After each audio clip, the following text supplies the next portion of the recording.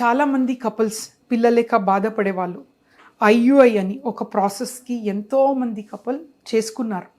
And IUI success rate సహజంగా చూస్తే it is around 12-14% globally. అదే హైయెస్ట్ సక్సెస్ రేట్ అనమాట. సమ్ టైమ్ ఒక 16% కూడా ఉండొచ్చు కొందరిలో. బట్ ఈ ప్రాసెస్ వల్ల మనకి ఎంతోమంది ఫస్ట్ సైకిల్లో ప్రెగ్నెన్సీతో వెళ్తున్నారు, కొందరు సెకండ్ సైకిల్, కొందరు థర్డ్ సైకిల్. సో 3 సైకిల్స్లో ఒక 35-40% క్యుములేటివ్ ప్రెగ్నెన్సీతో వెళ్తున్నారు. బట్ అది ప్రెగ్నెన్సీ కాలేని వాళ్ళు 100లో ఒక 30 మంది బేబీతో వెళ్తారు. ఇంకా 70%కి ఏం చేయాలి వాళ్ళకి? ఎప్పుడు మనకి ఐయుఐ ఫెయిల్ అవుతే నెక్స్ట్ ఐవీఎఫ్ అనే యూజువలీ రీప్రొడక్టివ్ మెడిసిన్లో అది నెక్స్ట్ ప్రాసెస్ అనమాట.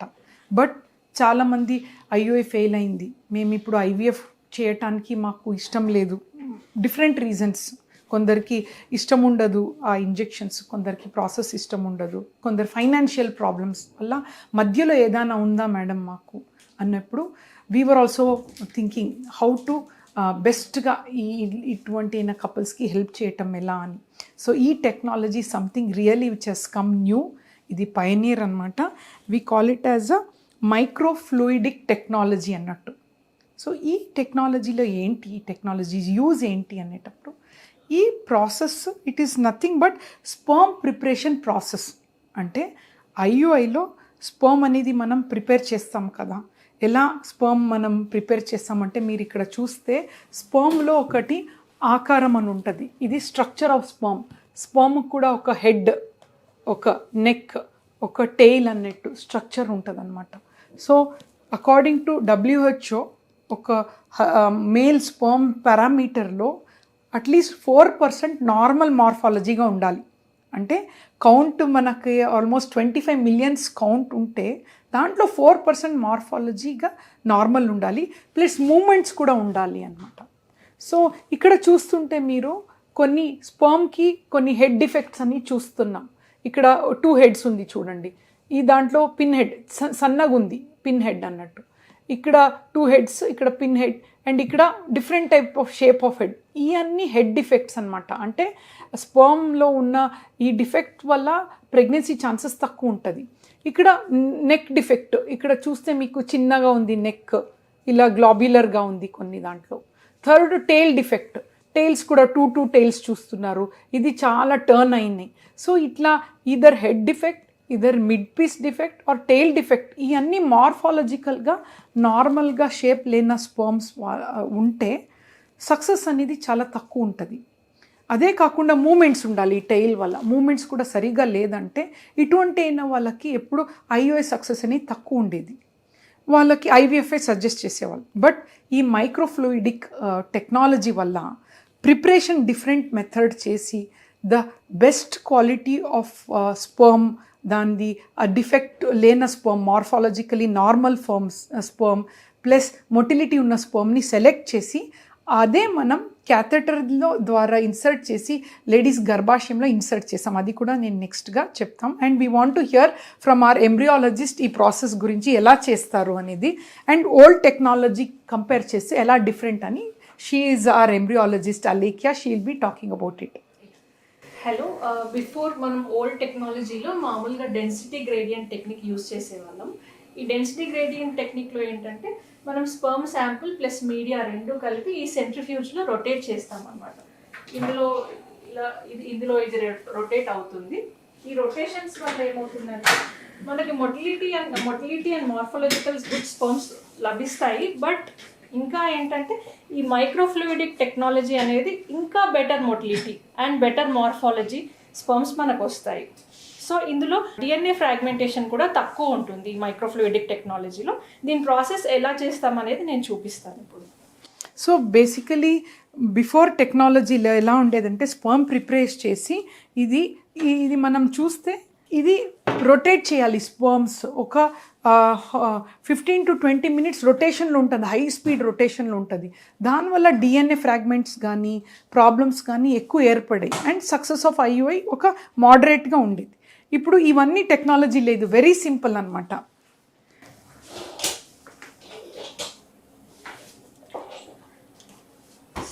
సో మీరు ఇక్కడ చూస్తుంటే సో ఇది మైక్రోఫ్లూయిడిక్స్ స్పర్మ్ డివైస్ ఇది తీసుకున్న తర్వాత దీనికి ఒక inlet port and outlet port ఉంటుంది. సో మనం ఫస్ట్ ఇప్పుడు సెమెన్ శాంపుల్ తీసుకుంటాం. ఇది అన్ప్రాసెస్డ్ సెమెన్ శాంపుల్ అనమాట. సో ఈ అన్ప్రాసెస్డ్ సెమెన్ శాంపుల్ 0.85 ml తీసుకుంటాం శాంపుల్. మనం స్పర్మ్ని హ్యాండిల్ చేసేటప్పుడు అవుట్ సైడ్ విట్నెస్ అనేది చాలా చాలా ఇంపార్టెంట్. చాలా క్రాస్ చెక్ చేసుకుంటాము. Patient name, ID number, wife name, witness system అన్నీ ఉంటాయి అన్నమాట. So it's very very important అన్నట్టు.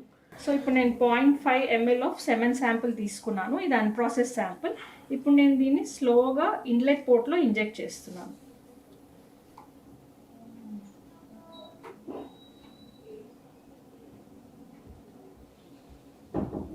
చూడండి, శాంపుల్ అవుట్లెట్ పోర్ట్కి ట్రావెల్ అవుతుంది.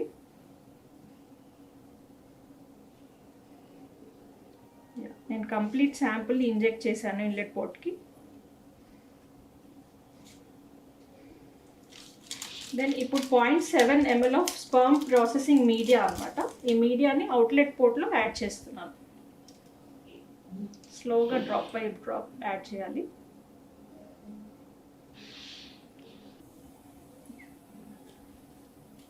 So it is very simple technique. ఇది చాలా సింపుల్ టెక్నిక్. ఇప్పుడు దీన్ని 37 degreesలో మనం 25 to 30 minutes వరకు ఇంక్యుబేట్ చేయాలన్నమాట. దీన్ని నేను ఇంక్యుబేటర్లో పెట్టేస్తున్నాను.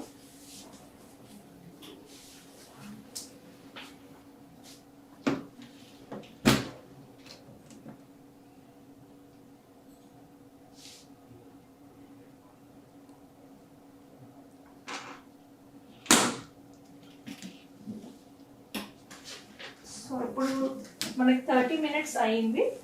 సో 30 minutes ఇంక్యుబేషన్ టైం తర్వాత దీని ఫస్ట్ స్పర్మ్ ప్రిపరేషన్ డివైస్ని తీసుకొని ఇప్పుడు ఈ శాంపుల్ని కలెక్ట్ చేస్తాను. సో వాట్ హ్యాపెండ్ ఈ 30 minutesలో ఈ ఇంక్యుబేటర్లో ప్రాసెస్ ఎలా ఉంటుందంటే, ఈ ఏదైతే స్పర్మ్ ఈ మైక్రోఫ్లూయిడిక్ వల్ల సెలెక్ట్ అయిందో అది న్యాచురలీ మోర్ మిమికింగ్ నేచర్ అనమాట. Naturally selected sperm compare to before technology. దీంట్లో మనకి మొటిలిటీ హై ఉన్న స్పర్మ్స్ ఎక్కువ సెలెక్ట్ అవుతుంది. అండ్ మార్ఫాలజికల్గా మంచిగా ఉన్న అంటే ఏమి defects, neck defect, head defect, tail defect లేని స్పర్మ్స్ ఎక్కువ సెలెక్ట్ అవుతుంది. ఆ స్పర్మ్ని మనము ఎంబ్రియాలజిస్ట్ ఏం చేస్తారంటే దీన్ని లోడ్ చేస్తారు. She will show the loading also.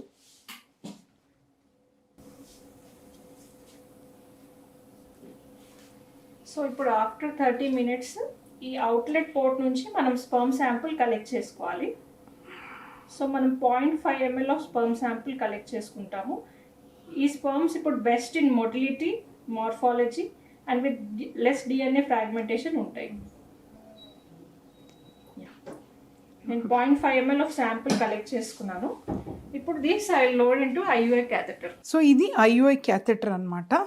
ఈ క్యాథెటర్లో లోడ్ చేసి మళ్ళీ వాళ్ళు ఆ ఐయుఐ క్యాథెటర్లో patients name, wife name, ID number, అన్ని విట్నెస్ అన్నీ ఇంపార్టెంట్ అనమాట. అదన్నీ లోడ్ చేసి మన క్లినిషియన్ చేతిలో ఇవ్వటం జరుగుతుంది. And next we will see how it is transfer to the patient అనమాట. ఇప్పుడు మైక్రోఫ్లూయిడిక్ చిప్ వల్ల మనం బెస్ట్ ఐయుఐ స్పర్మ్ ప్రిపరేషన్ జరిగింది. సో పేషెంట్కి ఐయుఐ చేసే ముందు వెరీ వెరీ ఇంపార్టెంట్ విట్నెస్ అనేది, అంటే పేషెంట్ పేరు, ID number, husband name, everything. ఒక 3 people హ్యాస్ టు స్క్రూటినీ అనమాట. బికాజ్ వెరీ వెరీ ఇంపార్టెంట్ అన్నట్టు. So this is patient. నేను పేషెంట్ పేరు గట్టిగా చెప్పను because of confidential. We have cross confirm. ఇక్కడ అన్నీ రాస్తాం, పేషెంట్ పేరు, ఐడి నంబర్. సో మన సాఫ్ట్వేర్లో అప్లోడ్ అవుతుంది, ప్లస్ ఆల్సో రికార్డ్లో మెయింటైన్ అవుతుంది. సో చెక్ చేస్తాం. So we always talk and then reconfirm అనమాట. సో ఈ శాంపుల్ ఇప్పుడు మైక్రోఫ్లూయిడిక్ చిప్ వల్ల చేసిన ఐయుఐ శాంపుల్ రెడీ ఉంది for insertion. Let's hope this process మంచిగా అయ్యి పేషెంట్ షుడ్ కన్సీవ్ అన్నట్టు. Thank you. యా, సో మీరు స్కాన్ ద్వారా ఇప్పుడు చూడటం జరుగుతుంది. స్కాన్లో మనకి ప్రాసెస్ ఎలా చేస్తామని చూపిస్తామన్నమాట. సో యా, సో ఇప్పుడు పేషెంట్ మనకి ఈ స్కాన్లో మీరు చూస్తుంటే డీటెయిల్గా ఇప్పుడు మీరు చూస్తున్నారు కదా స్కాన్. ఈ స్కాన్లో ఇది గర్భాశయం, ఇది వెజైనా అనమాట. సో క్యాథెటర్ మీరు చూస్తున్నారా, మెల్లగా ఇక్కడ వరకు వచ్చింది. ఇది యూట్రస్ అనమాట. ఈ క్యాథెటర్ మీరు ఇక్కడ ఎంట్రీ అంటే వెజైనా నుంచి సర్విక్స్ అంటాం, గర్భాశయం ద్వారాల్లో ఇక్కడ ఆగింది, ఇక్కడే ఉండాలి క్యాథెటర్, ఇంకా ముందుకు వెళ్ళకూడదు. సో ఇప్పుడు మనం ఆ స్పర్మ్ శాంపిల్ అనేది దీని లోపల ఇన్సర్ట్ చేయటం జరుగుతుంది. Right wait. యా, ఇప్పుడు మీకు కనిపించింది కదా, అది processed sperms are entering into the గర్భాశయంలో ఎంటర్ అయింది అన్నట్టు. సో ఇది ఎంటర్ అయ్యి మనకి పైకి వరకు వెళ్తుంది, మీకు కనిపిస్తుంటే స్పర్మ్స్ ఆర్ గోయింగ్ అప్ అనమాట. దెన్ అది ట్యూబ్స్లో వెళ్తాయి. So usually role of rest చాలామంది అడుగుతారు, IUI చేసిన తర్వాత రెస్ట్ తీసుకోవాలా అనేది. సో ఈ ప్రాసెస్ ఇప్పుడు ఆల్మోస్ట్ 1 or 2 minutes ఆల్మోస్ట్ అయిపోయింది. పేషెంట్స్కి ఎటువంటి అయినా ఇబ్బంది లేదు, పెయిన్ లేదు. పెయిన్ ఉందా అమ్మ నీకు? ఏం లేదు. సో ఇబ్బంది కూడా ఏముండదు. ఈ ప్రాసెస్ చేసిన తర్వాత మనం మంచిగా అయింది process. Sperm has gone in to the అంటే గర్భాశయం లోపల వెళ్ళింది. అండ్ నౌ మనం చూస్తే ఈ రోల్ ఆఫ్ రెస్ట్ అని చెప్తాము. యూజువలీ ఈ చేసిన తర్వాత పేషెంట్ ఒక 10 to 15 minutes రెస్ట్ తీసుకుంటే స్పర్మ్స్ అనేది గర్భాశయం నుంచి పక్కన ట్యూబ్స్కి వెళ్తాయి అన్నమాట. సో IUI ప్రాసెస్ మనం ఫర్టిలిటీ టైంలో అంటే ఓవిలేషన్ టైంలో చేస్తామన్నమాట. సో ఆ ట్యూబ్స్లో ఎగ్ ఉందనుకోండి, స్పర్మ్స్ వెళ్ళి ఎగ్ లోపల వెళ్తే ఒక బేబీ ఫామ్ అవుతుంది. సో